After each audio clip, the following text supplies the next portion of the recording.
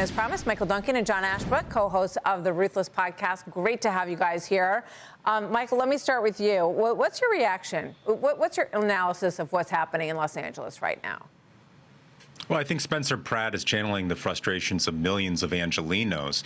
I think this obviously started with his house being burned down, but that's become a conduit through which he can convince all these Angelenos that there's other problems in the city as well. The Department of Public Works, why is the trash piling up? Why are there fentanyl zombies roaming all over the city, close to schools? So I think for a lot of voters who typically wouldn't vote for somebody like Spencer Pratt, they see what he's doing in this debate and what he's doing with these ads, and they're thinking, maybe we do need a change. Yeah. Let's play number 3 here, guys. Just another look at what these ads look like that are getting so much attention. He's clearly winning the social media war. Watch this. This is where Mayor Bass lives. You notice something? They don't have to live in the mess they've created where you live. This is where I live. They let my home burn down. John, what's your take?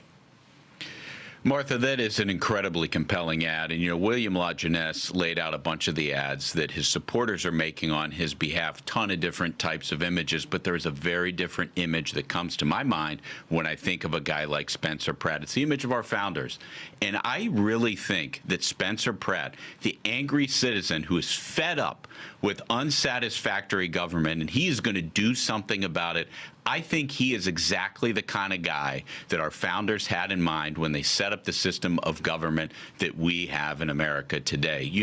Democrats like to say that states and cities are the laboratories of democracy. Well, we're about to find out. People in Los Angeles, 7,000 of them lost their homes because of poor management on behalf of Karen Bass and everybody under her during those fires.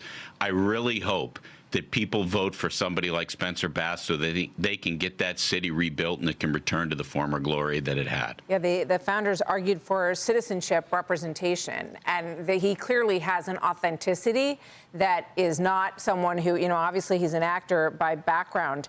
But I just want to play this because this is the effort to fight back. This is coming from the LA mayoral candidate, Nithya Raman, who obviously is trying to fight back against his momentum. Here's what she said. I feel that frustration around me in Los Angeles every day. We need to offer it an honest response, a response that's rooted in actually solving these problems. Otherwise, people will turn to fascism, to mini Trump, which is who I think Spencer Pratt really represents. Michael, what do you say about that? It's outrageous. Right? I mean, she is saying that, we need to fix these problems. Well, she had the job. In fact, she was the chair on the solving the homeless issue in L.A. and failed in that as well. And Spencer Pratt pointed that out at the debate.